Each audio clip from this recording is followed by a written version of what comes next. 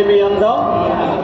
సాక్షాత్తు దైవలోకం నుండి దిగవచ్చిన దేవకన్యలా ఎవరిని? నేనెవరు నీతో చెప్పవలసిన అవసరం. వా, ముక్కు మీద కోపంతో మిసమిసలాడుతున్న నా మల్లీశ్వరి, ఈ రణధీర్ ఒక్కసారి రంగంలో దిగిన తర్వాత నీలాంటి అందగత్తెలు ఎంతమంది అయినా సరే వచ్చిన కోకిట్లో వాలిపోవలసింది.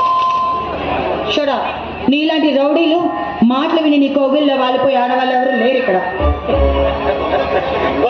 బట్ నాకు మాత్రం నీలాంటి నెంబర్ 1 ఫిగర్సే కావాలి మిస్టర్. షడా, చూడు, మర్యాదగా ఎక్కడి నుంచి బయటికి వెళ్ళు. వెళ్తా.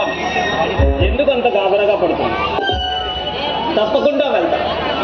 ఇంతకీ నీ పేరు చెప్పనే లేదు. నీకు అనవసరం.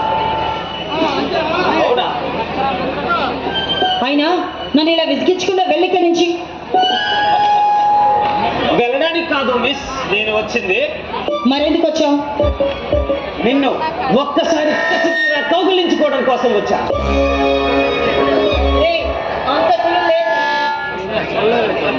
ఉందో లేదో ఒక్కసారి చూపించమంటావా? నలుగురిని పిలిస్తే నీకు దేశశుద్ధి చేస్తాను. అంత సీన్ ఉందా? ఏది పిలువ చూద్దాం. చూడు, నీకు అసలు సంగతి తెలియదు.